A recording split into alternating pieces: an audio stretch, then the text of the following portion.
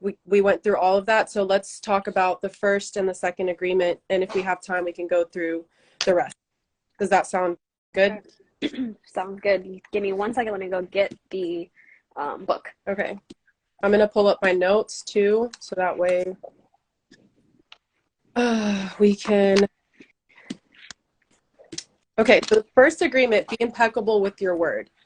So that has a lot of, it's just very action-packed, that statement alone. Our word is the most powerful gift we have as human beings. Like, most people don't realize that with your words, you can create your whole life. That's how the whole world was created. God said, be, and it shall be.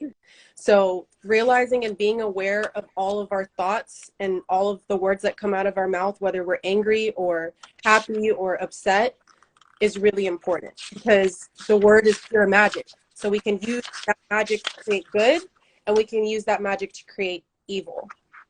Mm-hmm.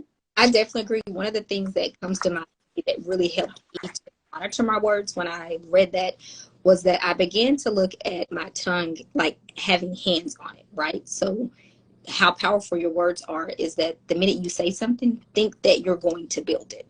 So you are what you say. So if you are speaking blessings, you're getting blessings. If you're not, then you really are bringing those things to it. So when you think of your words, like, you want to constantly be putting out things that are good. So if you're saying things that are negative, then that's what, just think your mouth is building that for your life. So being very impeccable with your words is very important. I think one thing the author mentioned, Don Miguel Ruiz, in the book, is self-rejection is the biggest sin we can commit as human beings, because essentially we're all created with perfection. Even if you look at people who, let's say, don't have an ear or have, some kind of default according to society, they are still created with perfection. So if we just learn to accept ourselves, fully accept ourselves, then we will attract people who are on that same vibration and only receive what we put out. So if you're selfish with yourself, guess what? That's what you're going to attract to yourself too. People that are selfish. Yeah. Right. So it's like, thinking about it from that perspective has also changed my way of thinking. Like, even the thoughts that we have, like, they emit vibrations. So I'm consciously aware that when I do have negative thoughts, I have to remind myself, stop, 5, 4, 3, 2, 1, something I learned from Mel Robbins, count backwards. For some reason, it always works. 5, 4, 3, 2, 1, boom. It's no longer a thought. It might still be lingering, but I have to consciously make myself not go in that direction, because once you're in that space, you can go all the way downhill, and it's just harder to climb back up. For sure. I think something also he said in the book about gossip, that's, I think, the most pure poison we have, especially I think in women. And it's sad, women get together. This is one of the reasons why I started the book tribe, because every time I got together with a group of women, it was always centered around talking about other women. And for me, I just can't vibe at that level. I can't contribute to that conversation. I won't contribute to that conversation, because it's, at the end of the day, it's pointless and useless, and you're just spreading poison. So I wish that there was a way where, that emotional poison that's being transferred from one person to another, when you are talking, more of us would speak up and say, let's change the subject. Let's talk about something that's more productive. But I guess people just feel intimidated, or, feel like they're going to get some kind of backlash if they speak up on this. But I think that goes. That's the thing, is we can go back to when that happens, it's you kind of what our motto is, your vibe is your tribe. We attract who we are. But at the same time, releasing that judgmental mindset, because again, we all have that. We all are judgmental, whether it's to ourselves or, sometimes to others, but releasing that.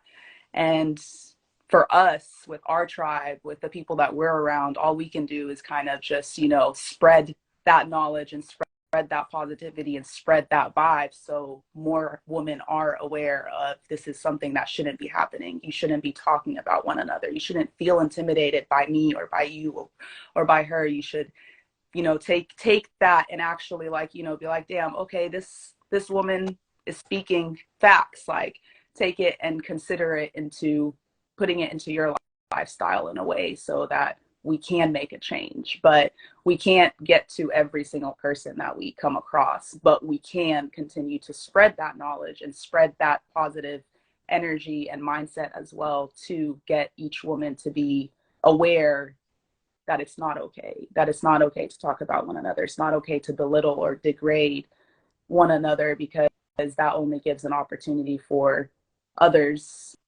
which when I say others, like whether it's the male species or anybody in your life, to do the same thing to you. And we get back to being impeccable with your work. Like, honestly, that for me, the past 2 months have been like my main focus, because like Sada was saying, it's very hard to sometimes control your thoughts and your emotions and your words that are just going through you. But in order to do it is you stop and you you just think for a second, is this something I really want to say? Like, is it something that's going to do me good? Is it something that's going to, push me forward? Or is it just going to kind of bring me down after I say it? So you kind of just take a pause and you redirect yourself to switching it to something positive. Don? It's been... Sorry, I was just going to say, the way you measure the impeccability of your word is through your level of self-love. For sure. So the more you love yourself, the more you're impeccable with your word. That's absolutely, like, blew my mind, Yeah, some of the thing, like when I read that chapter, I reread it and listened to it 3 different times, because it's just like, him saying that being impeccable with your word, it could either be, it could be magic or it can be black magic. Like, to me, that was just, just hearing the word black magic, I was just like I've never thought about it like that, but it's absolutely true. Like, your words are your sins sometimes too. Like, what you're saying is you're putting it into perspective, whether you want to accept it or not. The power of mind is so powerful that we do sometimes say things that, maybe we didn't intend on it, but we just spoke it, whether it's negative or positive, we did speak it into existence. And just being aware of what you're saying at all times, it's hard, but it's like training your brain and to process things one thing at a time. And I think one of the things that you said, I think, are being in female circles and branching out and meeting others. I'm grateful that my girlfriends, we have a good group of persons. I think one of the things that I have found in life is that it's not that people don't want to, people have been.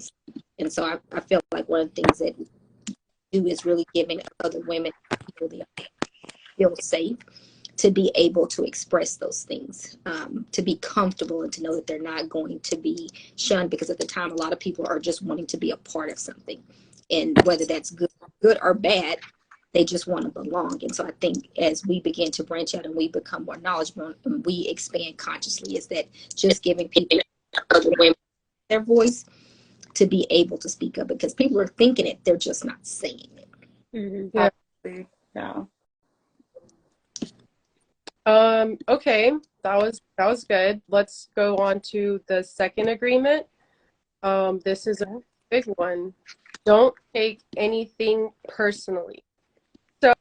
So just a couple of things that I took from the book is, for example, if someone calls you stupid or fat, you have to realize and understand that it's not about you.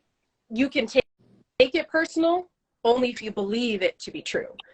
So that right there is, like, I think the key to happiness, honestly. This agreement, if you can go around and just understand and realize that you get fired from your job, your husband cheats on you, your friends are no longer, there for you when you need them. It's not personal. Everybody here is walking their own journey. And when people reflect negative energy onto you, it's usually, it is because of how they feel inside. So instead of judgment or, and this is so hard for me, like, I'm openly admitting it, like this is so hard for me, and I have to start over every day. Every day I have to be like, okay, today I'm not going to take anything anyone does personally, even though sometimes it does feel personal because, you know, you have expectations from your friends, from your family, and, you know, you put yourself and you're like, well, I would do this if this were me, but it's not about you. You know what I mean? Like, you have to stop and realize, like, you know, you can't expect the way that you love and the way that you care and the way that you think for everyone around you to be that way. As much as you would love it, it's just like you can't, because we're not all the same. Like, you know, I can love you in a way that you love me is completely different, but I have to accept the way that you're loving, just like you have to accept the way that I'm loving. And this took me a while to actually realize and understand myself. Like, it's hard. And it's hard not taking things personal, because sometimes it's like, damn, like, what did I do to deserve this? Or what did I do? But you know, sometimes it takes a life-changing experience for it to make sense to you and actually like understand that principle, but also that agreement. But that one was a strong one. Like, definitely, it changed my perspective into a lot too. Because even the, you know, even the thoughts about yourself aren't personal. We were programmed to think and view the planet the way that we do. I grew up thinking that I had frizzy, curly, unmanageable, ugly hair because, you know, my grandmother taught me that, you know, like you need to flatten your hair down, you need to braid it, you need to put oil in it. And, you know, as a kid, as a teenager, you're more self-conscious, you know, than you are as an adult. So I thought that beauty or having good hair meant having like straight and put in place. So just one of the examples that, you know, of how conditioning and how, you know, and it's not my grandma's fault. That thought was probably instilled in her head by her parents. So just having that grace and that compassion to, and forgiveness, to understand that, you know, level of awareness is huge. Yeah. 100%. Because I think that there's a huge amount of freedom that comes from not taking anything personally. Like, you can literally have the whole world gossip about you, but you've built this immunity, this aura around yourself that just blocks away all the negativity, and all you can do is just be your best self. Yeah. If you accept yourself, it doesn't matter who else accepts you. That's it. It's a game. Most of the time, what people like don't realize is, you know, sometimes it's really, like you said, like Sarah was saying in the beginning, like, it's really not, you know, if you're truly believing this thing that's being said to you or about you, then that's when you're really gonna, you know, take it to heart and take it personal. But sometimes you don't even believe it, but why does it get to you? Like, do you know, like, because that's something I'm trying to, like, you know, figure out at this time in my life. Like, you know, okay, well, I know it's not true. I know what you said isn't right, but why am I taking it the way that I am? But it's, I guess, again, the release of expectations of that. I expect more from the person that's in front of me, or I expect more from the person that's directing this thought to me. And why are you making me feel this way? But again, that's when you, you know, You have to what's the balance that you can create to get yourself to not feel the way that you're feeling. That's a deeper level of thinking, Lily, because now you're asking yourself the why behind the why. So you're like, okay, so something somebody said or did hurt my feelings, but why did it hurt my feelings? So that level of self-awareness is beautiful and huge, and also overwhelming, because most people don't bother to think on that level. Like, you said something, it triggered me, even though it's not true, but why did, you know what I mean? I've been journaling a lot about, like, that thought specifically, because I want to get it down. Like, I've come close to it, but I can't contradict my own words by, you know, like I was saying earlier, and it's just, I can't have those expectations from anybody aside from myself. The only expectations I need is the expectations I have for me. But because I am a certain way, I can't expect everybody around me to be that way. And I think that's what it's kind of boiling down to in the end of, you know, realizing that we are all different. soul, And my respecting spirit. that, really. Yeah, like just Yep. I think to your point, I think the other thing, there's a couple things that comes to mind is one, and one of my girlfriends, she constantly reminds me when I get upset about things. She always says, "You have to stop expecting you out of others, right? Because we place that expectation, and expectations the beginning of this disappointment." The other thing that I think helps is when we are triggered, there's a reason why we're triggered, right? And you have to go ahead and continue to do the inner work. And a lot of us, we don't want to do the inner work. We know that we're bothered, but we don't take the courage to say, well, why did that trigger me? Is there any truth in that? Or was that some condition that was placed on me as younger? So like if you hear somebody say, or for me, natural hair, you're like, oh my goodness, like that can be negative, but why? Usually it's because we don't understand something or somebody. And I think one of the things I think that has helped me where I am now is everyone's on the same journey, but at a different process. yeah.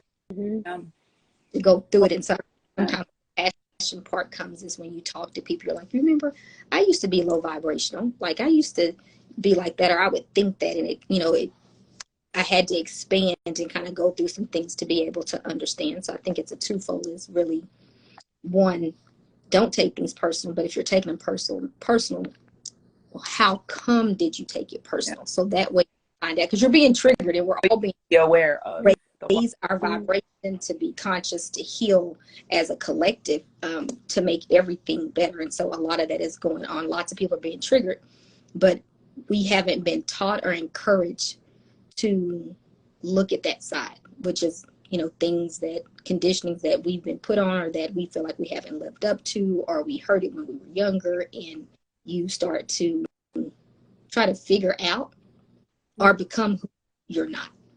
So I just think not just, on our parents. I think our education system plays a big role. There's a lot of schools internationally that are way more developed and equipped to raise children, because that's what schools are doing. They're not just teaching them, they're raising them as well. So emotional intelligence, that's not taught in American school systems. Critically thinking, self-awareness, just the basic human, needs to understand and be able to, live life in a peaceful way where we're not set up to suffer is not taught. And, we can't just blame our parents. The school systems have a big, and I'm not knocking teachers, because God bless their souls. I know I couldn't do it. I know I couldn't sit in a classroom with children for 9 hours a day for $40K a year. Yeah, but the difference between like now school or kids nowadays versus us back then is, back then we weren't like, this wasn't going around. Like, your conscience and subconscious, your ego versus your, spirit or your soul. Like none of this was being said on social media. None of this was being talked about. Like books were very like, when we did have to read, we had to read, Twilight or Harry Potter or, these kind of things. Nowadays, like the kids, yes, I feel like, we all went to these schools, and you're 100% saw it right. However, to me, like these kids have it so much better. Like they have the amount of awareness that is in the world right now is completely different than what we had back then. And for them, for me, like my ultimate goal is really to reach this generation, because they have so much potential and so much knowledge and so much brightness, that if they just took social media or took this awareness into a different level into their lives, like this world would be completely different. And hopefully our tribe can be, the reason why this generation can do better for themselves, but also for us and for their parents and for their children one day. Like they really have, they're missing out on the reality of what we have at the moment. But yeah. Back to the 4 agreements. What really stood out to me from Don Miguel is the way he described us. He said, everything around us is art. This is all a creation. You are an artist, you are an artist, you're an artist, you're an artist. We have to look at each other in that way. When I'm looking at your life, and even though I may have my own judgments about how you're living, I have to respect your art, because that's your art. And who am I to come in and try to interject or mess with your karmic path, or, you know, put my input onto the art that you're creating, and vice versa. I just really love that perspective, because that helps you not take anything personally, be impeccable with your word. Don't make Please assumptions. judgmental. Yeah. Yeah. Which is back to the third agreement, don't make assumptions. Before you make conclusions, before you start building thoughts and ideas in your head about a situation that you encounter, ask questions. Asking questions is so important, because the more questions you ask, the more information you're going to get, and the better quality picture you're going to be able to paint to represent someone else's art. Absolutely. Definitely agree. Y'all have anything else to add on don't make assumptions? Because that for me just sums it up. Yeah. I mean, I think the other two summed up don't make assumptions very good. Yeah, because you go back to, you know, your thoughts and your, you know, your assumptions are all based on that. And sometimes we lose ourselves with our own thoughts, you know, trying to calculate why this happened, or why this, or why that. And these are the assumptions that are getting built up and, you know, hand in hand. Because we can easily use our own emotions and our own experience to be able to, again, make our own assumption about something, but it's never going to be the right. We can all be staring at the same exact image, and the way I'm going to communicate it is going to be completely different than the way that you're going to communicate it, or the way that you're going to perceive it. So it takes a lot of courage, I think, to ask more questions, because when you're heated, when you're in that moment, like, for example, like I got into it with my husband and we're both going back and forth. I want to prove that I'm right. He wants to prove that he's right. We're both sharing our perspective of the same exact situation, but it's completely different. That's true. Egos. Are you in reality? Like, are we in this together? Or See, that's what I'm learning, and I've been on this path of like learning to see the other perspective before I, like, you know, because I see mine. I can't expect you to see, like, I can't ask you to see my perspective, but what I can do is put myself in your perspective and see it through your eyes in order to kind of help me come back and piggy, you know, like, okay, well, now that I understand you and then I understand mine, like, I'm going to try again and make, you know, give you another perspective that can align with me and your opinion, or me and your conflict, or whatever it is. Yeah, that's, but like I said, it's just how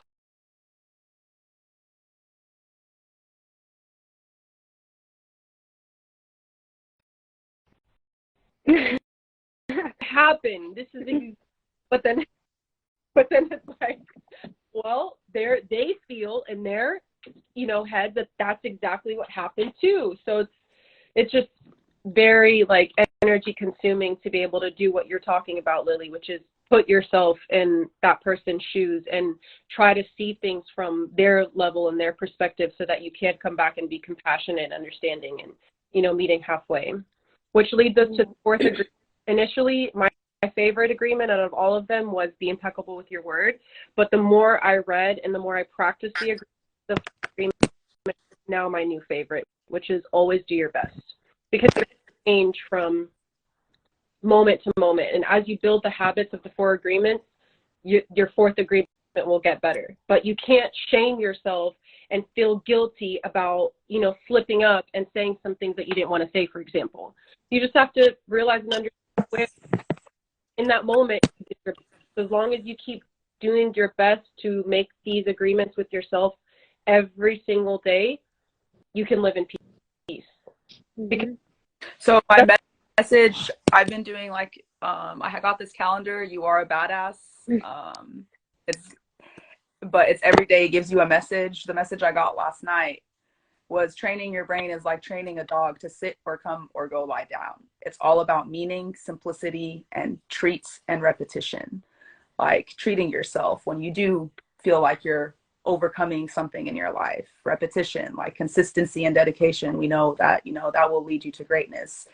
but sometimes we lack the consistency, or we lack the dedication, or, you know, we go through something and it's like, okay, well, let me backtrack myself and get back onto track.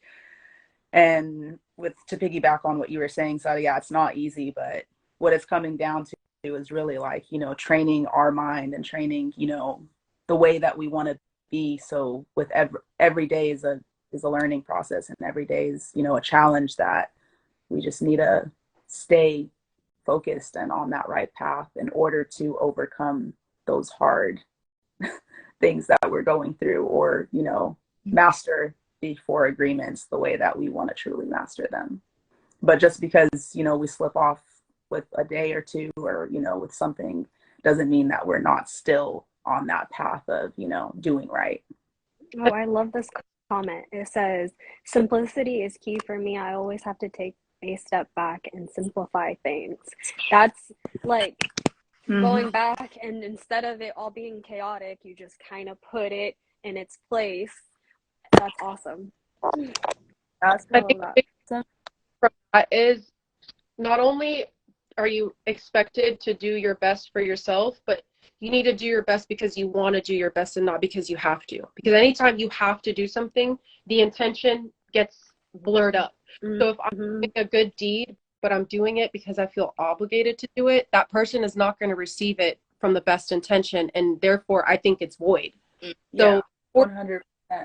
Before you think of doing something, always reset your intentions and train yourself to do it because you want to do it, and not because you're expecting, or, you know, or even like, you know, doing something because you want something in return, or having expectation of this person reciprocating it a certain way. That's something I learned the hard way. It's like, no, like, you know, I am who I am, and I'm a giver, and just naturally, and just I nurture a lot.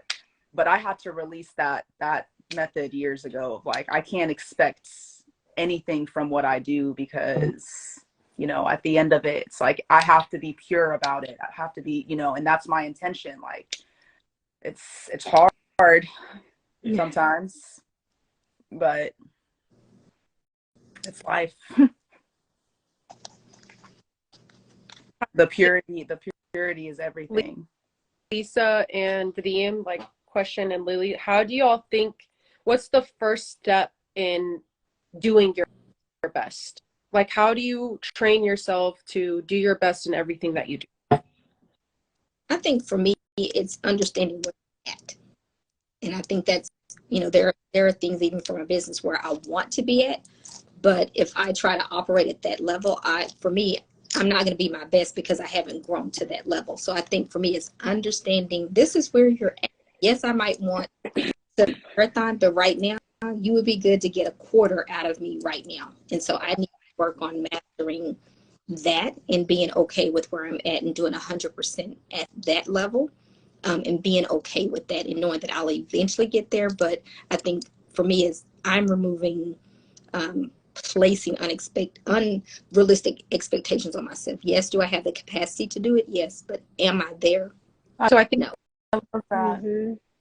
I think for me, it's more like respecting the journey that you're on. So somewhat like what Lisa said, you have to respect where you're at.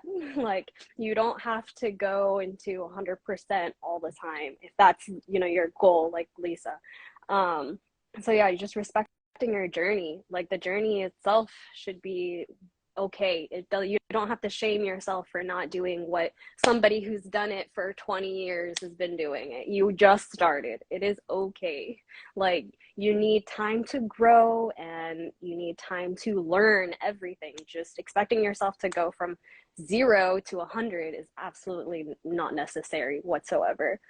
Like, you can slow down the small steps. Every ladder, every step on that ladder is going to be okay. That's a good step. At least you're not going backwards. Like, you took one step to take. It was 5 seconds, but at least it was something. So self-acceptance. Yeah, and respect, really, like, it has to go back to self-acceptance, but also respecting your journey.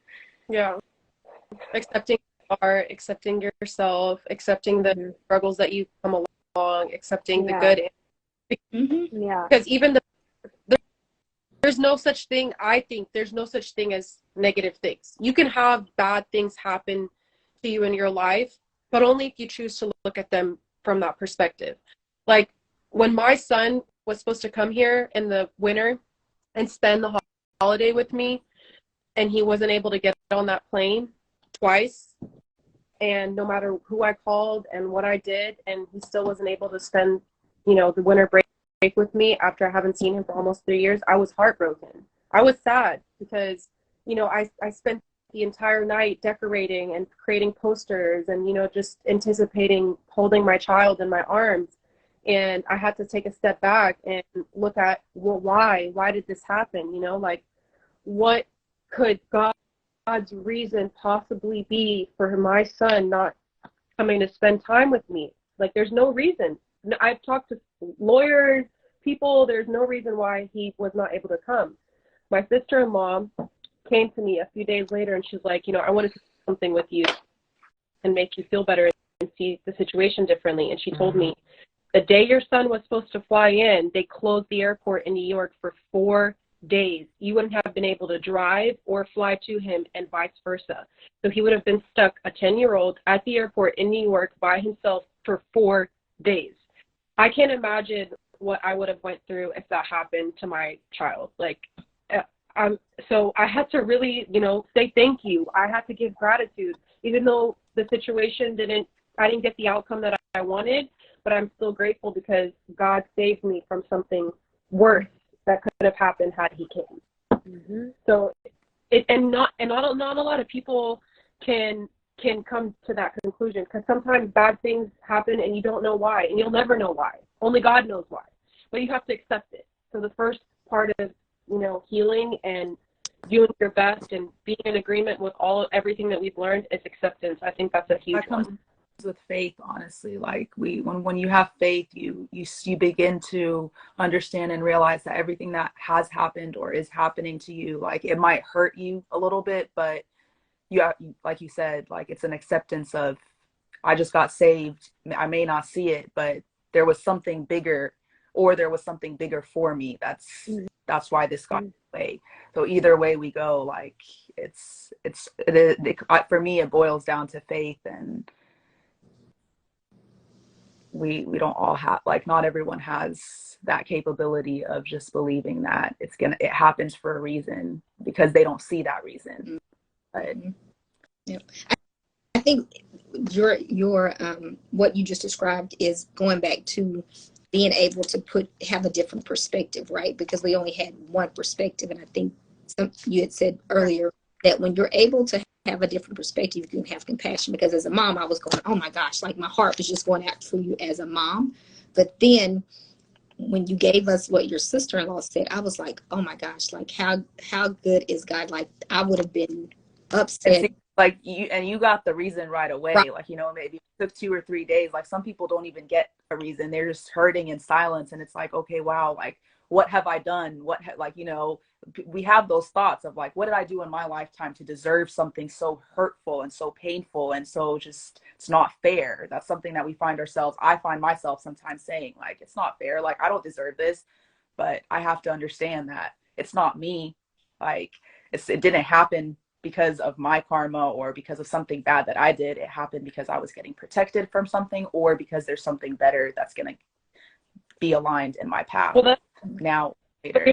All the time. Like, Don Miguel Ruiz describes it in 3 words. We have a judge, we have a tyrant, and we have a victim in here. So if we can silence 3 that are constantly judging us, making us feel shitty about ourselves, and, just putting us in a negative cycle of negative thoughts, a loophole of negative thoughts, we can just see the silver lining in things. But as long as we have a judge and a tyrant and a victim inside of us, we can't find peace, because they're always gonna. That's called, Bob calls this the paradigm. That is our can defeat our paradigm and control and basically slay these 3 things. Our limitations are unlimited. Like, there's no cap to what we can do and what we can accomplish as human beings. But the first step is action, because that's how change comes. When you take action, there's change. With inaction, you know, you could sit in front of a TV for 33 years of your life and, you know, expect change. It's like, how if you don't just take action? How can you make change if you don't just take that first step? Acknowledging, changing, but yeah, taking the step towards it for sure. People are just afraid to be alive, especially since the pandemic. Like, I've really realized there's a lot more sad, angry, depressed people. And a lot of that came from that isolation period that we went through where, you know, we had no contact with any human beings. And as humans, we're social creatures. We need that human interaction and that contact. So when people got used to the idea of just sitting in front of their TVs and in front of their phones and being able to socialize that way, it just kind of put us in a state, not only low vibrations, but just sadness all the way around. Like, imagine what we can do with collective consciousness. If we all vibrate on the same level of higher consciousness, what can we accomplish as a world? But then when let's just not say they, because I'm not going to get political, but when we vibrate at a low level and we're all on that same level, you know, we're more likely to obey. We're more likely to just accept the situation and the circumstances that we're in. Whereas our natural state is to be alive and take action and make change and speak up for what's wrong and speak up for what's right. But I think that what we're doing here is a huge step into building more awareness, because that's the key, and spreading these good vibrations and making people realize that you can be a part of something, because I think community is so important, because some people don't have families, some people don't have friends, and making them feel like you have somewhere where you can be 100% yourself and you will be accepted by the people around you no matter what is so essential. Yeah. I agree. I agree. And we have to have that self-awareness and like mindset to accept that there is knowledge to be spread out and knowledge to gain in order for us to make a change. 100%. I think to conclude everything, I'm just going to say that every day we wake up with a certain amount of mental, physical, and emotional energy that we spend. If our emotions, there's no energy to give lives or energy to give to others. So just realizing that it's okay to feel sad, it's okay to feel angry, but observe the emotions without being emotionally attached to what's going on. Like what Lily was talking about earlier, like observing your thoughts without being emotionally connected to why you're having these thoughts. Like, yeah, I'm angry, and it's okay to be angry. But in that moment, if you can find the stillness and the awareness to just simply observe and sit with your emotions rather than allow them to deplete you and drain you, is very important. And everything's created in perfect form. So with acceptance, forgiveness, awareness, and action, we can all live the lives we deserve. I love that. 100%. Okay, before we leave though, I am going to read the prayer because we weren't able to read this on one of our reels. So I want to go ahead and do that now. Okay, so it's the prayer of love. All right. Let me see where it starts and then I will tell you. 1 second. Okay. So please take a moment to close your eyes. Go ahead. Thank you. All right. Open your heart and feel all the love that comes from your heart. I want you to join with my words in your mind and in your heart to feel a very strong connection of love. Together, we are going to do a very special prayer to experience a communion with our Creator. Focus your intention on your lungs as if only your lungs exist. Feel the pleasure when your lungs expand to fulfill the biggest need of the human body, to breathe. Take a deep breath and feel the air as it fills your lungs. Breathe in, 1, 2, 3, 4. Out, 1, 2, 3, 4. Feel how the air is nothing but love. Notice the connection between the air and the lungs, a connection of love. Expand your lungs with the air until your body has the need to expel that air. and then exhale and feel the pleasure again.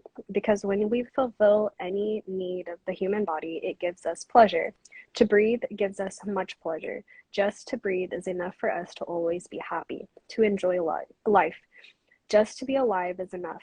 Feel the pleasure to be alive and the pleasure of feeling all of love. That's it. That's your prayer. That was nice. Good.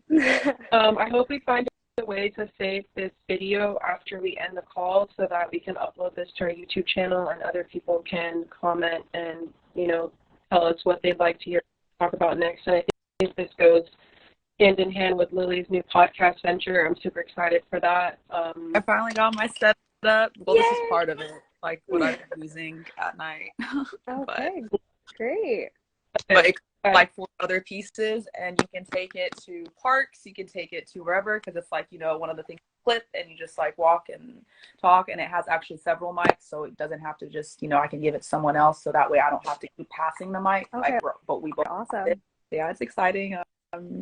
Definitely DBT After Hours is going to be the start of the podcast, I feel like, but also going on lives and, getting other people's opinions and We have one. On what they want.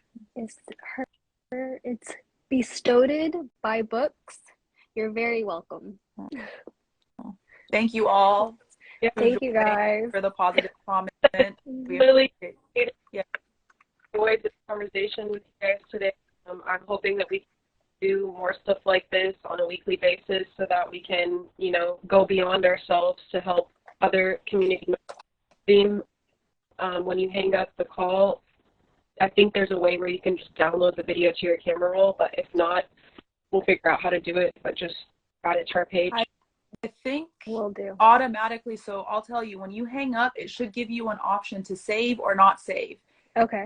Or post or not post. I'm not sure because I haven't been on live in a while, but it gives you one of those options once you hit the X button. Okay. Or once you all hang up. I'll do that. So it usually I'll let you guys know. automatically uploads on our page. Right. And if you want to go ahead and delete it, you can, which most people do, but we can leave it. And I think the 3-dotted line, if you press it, you can save it. Okay. All right. Well, I'll try it might upload on all of our pages, honestly. Yeah, it will. Yeah. So we can, whoever's page it uploads on, like, we'll see if we can save it. But okay. All right, like somebody says go weekly, and then somebody says to go weekly. For going daily, we love you guys and we love the support. Thank Awesome. you. All right, bye guys. Y'all have a blessed one.